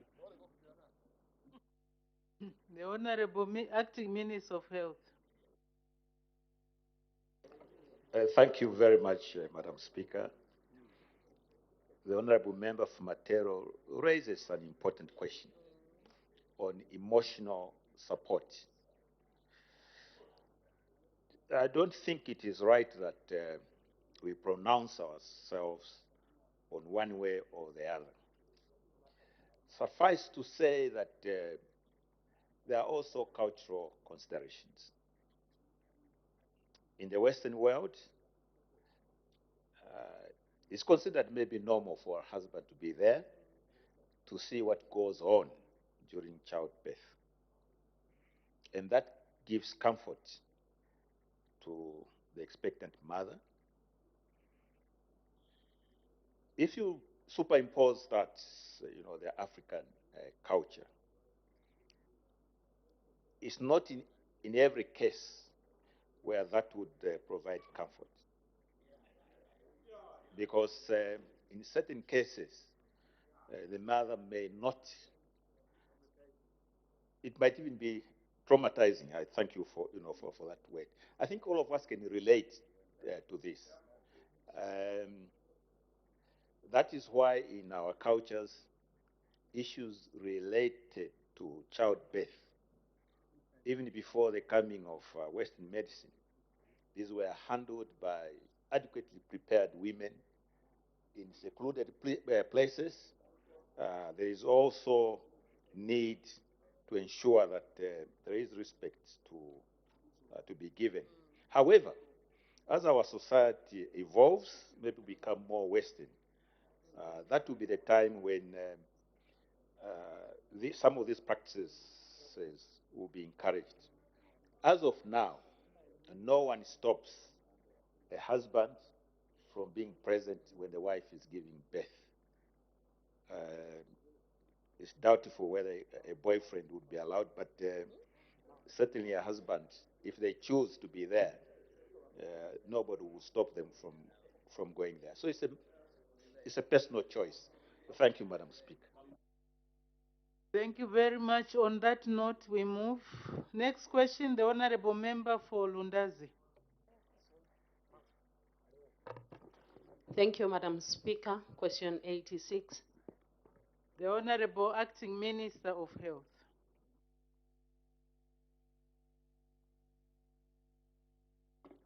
Thank you, Madam Speaker. The Honorable Member for Lundazi, Honorable Nyirenda, wishes to ask the Ministry of Health the following questions. A, whether the government has any plans to rehabilitate the old Lundazi Hospital in Lundazi history, which is in a deplorable state. B, if so, when the plans will be implemented. And C, if there are no such plans, why? We respond as follows. A, Madam Speaker, government has no immediate plans to rehabilitate the old Lundazi Hospital. The priority of government at the moment is to fully operationalize the new Lundazi District Hospital. B, as stated, Madam Speaker, government does not have immediate plans to rehabilitate old Lundazi Hospital. Therefore, Part B of the question falls off. Madam Speaker, on Part C, this is because government constructed a new district hospital owing to the deplorable state of the old Lundazi District Hospital. Therefore, as I mentioned earlier, the priority is to fully operationalize the new hospital. This entails providing the human resources for health required, additional equipment, beds, and mattresses, and other essential commodities in order to provide quality health services. Madam Speaker, I thank you. Thank you. Supplementary questions. The Honorable Member for Lundazi. Thank you, Madam Speaker. The people of Lundazi are very sad to hear that you have no intentions to work on the old Lundazi Hospital. Honorable Minister, you and me visited the new district hospital, and you saw how crowded that place is. Do you think it is wise to close a hospital which is closer to the people and move the people 8 kilometers away from receiving the health services? I submit. The Honorable Acting Minister of Health. Thank you, Madam Speaker, and I thank the Honourable Member for recognizing that in my travels, I have taken time with her to visit the health facilities. So I answer on something which is fresh in my mind. A bit of information, Madam Speaker. The catchment area for Lundazi is 154,908, and with a head count of 186,372. Within the district, the number of health facilities are 18. That means 11 health posts, 4 health centers, 1 hospital, and 2 private clinics. The operations of Lundazi Hospital, the old Lundazi Hospital, which was recognized as being in a deplorable state, the operations were migrated to the new Lundazi Hospital, which is a first level or level 1 hospital in Lundazi district. The old Lundazi Hospital has an old buildings which were erected in the 1940s. At the moment, it's only offering OPD and maternal services, and it's about 1 kilometer from the central business district, while the new district hospital is about 6 kilometers from the CBD. Due to its proximity, the old hospital is too popular among residents. This is what's creating these issues. The recommendations of the local authority during a meeting in 2022, arranged by the DC's office, attended by provincial minister, PS Eastern, and so on, was to turn the new hospital into a general hospital for Chama, Sefu, Lundazi, and Lumezi, while the old hospital should be renovated and equipped with HR and to operate as Lundazi District Hospital. The discussions are still ongoing, led by the local authority, and the ministry is yet to receive communication. Let me make it very clear, Madam Speaker. The new hospital is, of course, a modern hospital, and it is operational. I think last or 2 weeks before, we're answering questions on this particular situation. We had issues with the mortuary, but I'm reliably informed that as of August, the new mortuary at the new hospital were commissioned with a capacity of 6 bodies. The old hospital also has the mortuary with a capacity of 6 bodies, but non-operational. We are making sure that the old hospital and mortuary will also be repaired so that the whole Lundazi will have capacity of, in terms of mortuary space, of 12 bodies. I must say that historically, we have never had more than 4 bodies in the mortuary. So that is adequate capacity. So the answer that I gave, Honorable Member, was to what needs to be done immediately. And it made reference to the fact that immediately government is concentrating on ensuring that the new hospital is operational. In the future, that's why we are talking about creating the old hospital as a hospital that caters for Lundazi, and the new hospital to be turned into a hospital that deals with all these districts around Lundazi. Thank you, Madam Speaker. Thank you. The Honorable Member for Shuangandu. Thank you so much, Madam Speaker. And I've been following closely the responses from the minister. The first question was whether government has any plans. It didn't talk about the immediate plans. The question was whether government has any plans to rehabilitate. Order. As the time is 16:40, I suspend business for 20 minutes for a health break. Good afternoon. You're tuned into Parliament Television. We'd like to thank you for your viewership. We'll be back with more business at 17 hours. The House currently considering questions for oral answer understanding order number 74. And just before the break on the floor of the House was Triangandu lawmaker, Mr. Kampyong, about to ask a follow-up question. This is in line with question 86 that was posed by Ms. Nirenda of Lundazi. She did ask the Minister of Health whether the government has any plans to rehabilitate the old Lundazi hospital in Lundazi district, which is in a deplorable state. When the plans will be implemented, and if so, there are no such plans, why? So members of Parliament are actually asking follow-up questions regarding this particular question. Joe? Yes, indeed. So we'll be back at 17. Just to make mention that so far the House has considered 3 questions understanding order 74. So we'll be back after 20 minutes. Claudette.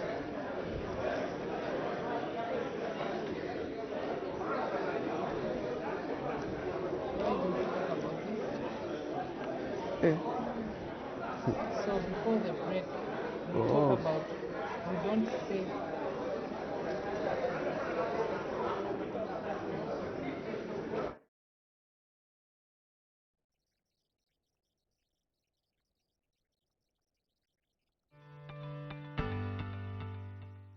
You can now